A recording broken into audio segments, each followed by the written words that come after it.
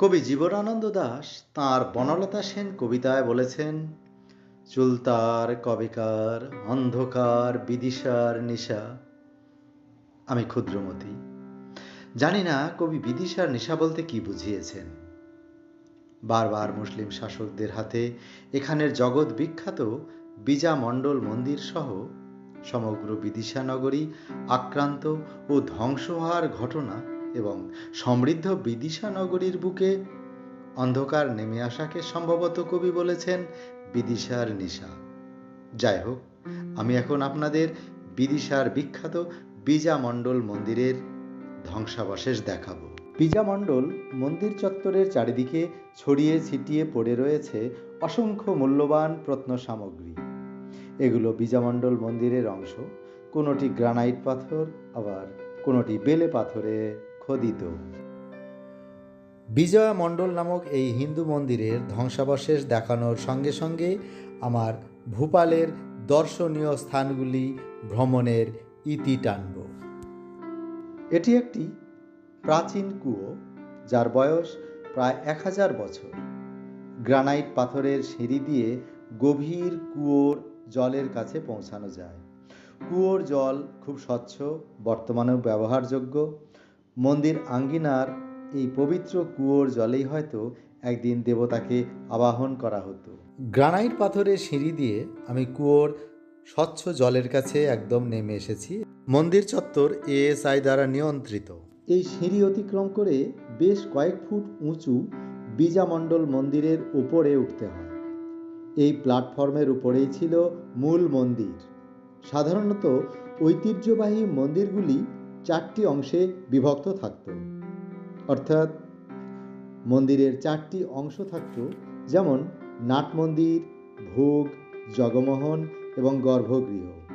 দুঃখের বিষয়, বিজয় মণ্ডল বা বিজা মণ্ডল মন্দির এমনভাবে ধ্বংস করা হয়েছে যে কোনটি গর্ভগৃহ আর কোনটি নাট মন্দির তা শনাক্ত করার কোনো উপায় নেই।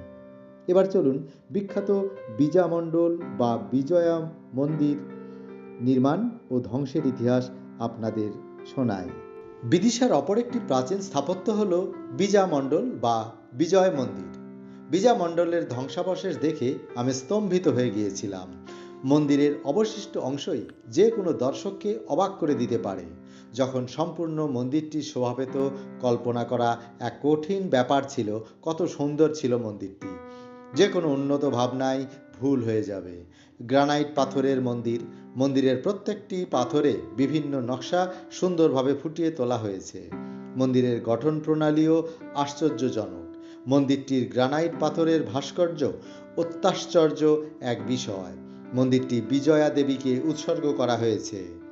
11 শতকে নির্মিত এই অনিন্দ্য সুন্দর মন্দিরের সুনির্দিষ্টভাবে কোনো প্রতিষ্ঠাতা বা রাজবংশের নাম পাওয়া যায়নি। পারমার, সোলাঙ্কি, চোল, রাষ্ট্রকূট প্রভৃতি রাজবংশের রাজাগণ বিজয় মণ্ডল মন্দির রক্ষণাবেক্ষণ করেছেন।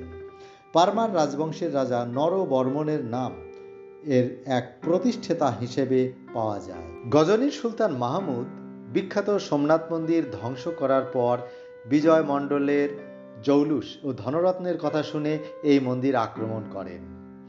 মাহমুদের আক্রমণে মন্দিরের ব্যাপক ক্ষতি হয়। তারপর 1234 খ্রিস্টাব্দে সুলতান ইলতুৎমিশ বিজয় মণ্ডল আক্রমণ করে মন্দির অপবিত্র করেন। এরপর 1294 খ্রিস্টাব্দে আলাউদ্দিন খলজির আক্রমণে মন্দিরের অনেকটা অংশ ভেঙে পড়ে। এরপর সর্বশেষ আক্রমণটি ঘটে মুঘল সম্রাট অরঙ্গজেবের শাসনকালে। 1684 খ্রিস্টাব্দে অরঙ্গজেব বিজয় মণ্ডলের 3টি অংশ ভেঙে সরিয়ে দেন এবং মন্দির কাঠামোকে একটি মসজিদে রূপান্তরিত করেন। মসজিদের নাম দেন আলমগিরি মসজিদ আর এলাকার নাম দেন আলমগীরপুর। মন্দির চত্বরের চারিদিকে ছড়িয়ে ছিটিয়ে পড়ে রয়েছে গ্রানাইট পাথরের মূর্তি, সুন্দর কারুকাজ, যা মন্দিরের ভাঙা অংশ। আমি যখন লাইব্রেরিতে বসে বিজা মণ্ডল মন্দিরের গঠনশৈলী নিয়ে পড়াশোনা করি, তখন এর আশ্চর্যকর গঠন প্রণালী এবং স্থাপনাটির প্রযুক্তিগত পরিকল্পনা দেখে স্তম্ভিত হয়ে যায়। আমি বিজা মণ্ডল মন্দিরের ধ্বংসাবশেষ দেখে এর বেসমেন্ট আঁকার চেষ্টা করেছিলাম। সত্যি বিজা মণ্ডল মন্দিরের গঠনশৈলী ছিল অসাধারণ। এটি আমার আঁকা বিজামণ্ডল মন্দিরের বেসমেন্ট। একবার ভেবে দেখুন তো, সাম্রাজ্যবাদী শাসকরা যদি এমন একটি বিখ্যাত মন্দির ধ্বংস না করত, তাহলে হয়তো এই স্থাপনাটি হতে পারত ভারতীয় মন্দির নির্মাণ শিল্পের অন্যতম শ্রেষ্ঠ স্থাপত্য।